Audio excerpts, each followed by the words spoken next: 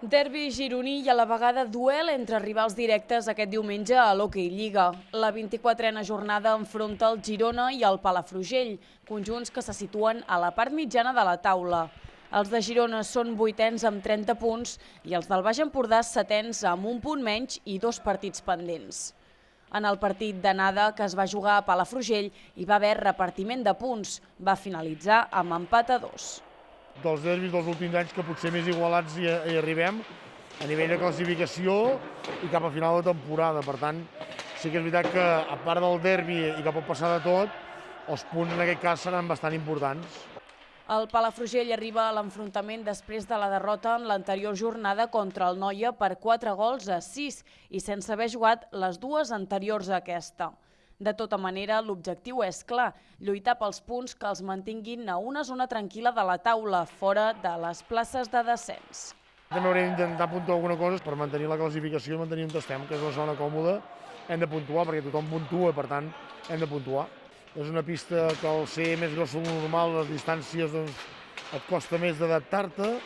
El joc és diferent, has de fer un altre tipus de joc, perquè si has d'anar a buscar els jugadors en aquella pista hi ha molts de metres per córrer i per tant és molt complicat, deixes molts d'espais i llavors t'acaben de matar. Hem de tenir molta paciència, que no se'ns en vagin del marcador i si nosaltres podem marcar i marxar del marcador, doncs intentar aprofitar-ho.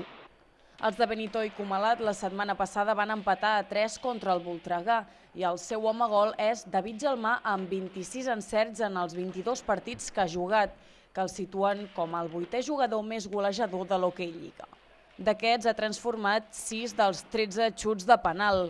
En total, el conjunt ha fet 63 gols i una assignatura pendent dels gironins són les faltes directes. De les 22 que han xutat durant la temporada, només n'han encertat 3.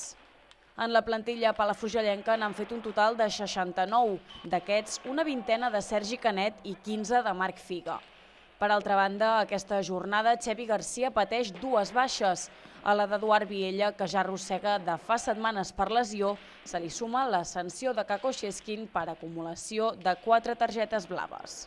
Duel també de porters amb un llarg recorregut, com són Lino, que aquesta temporada ha encaixat 78 gols, i Jaume Llaverola, que n'hi han fet 73.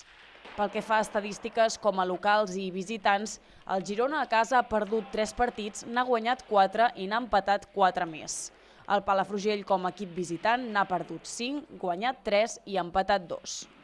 Després de mesos de pavellons totalment buits, aquest cap de setmana el públic es tornarà a sentir a les grades, tot i que amb la limitació del 30% de l'aforament.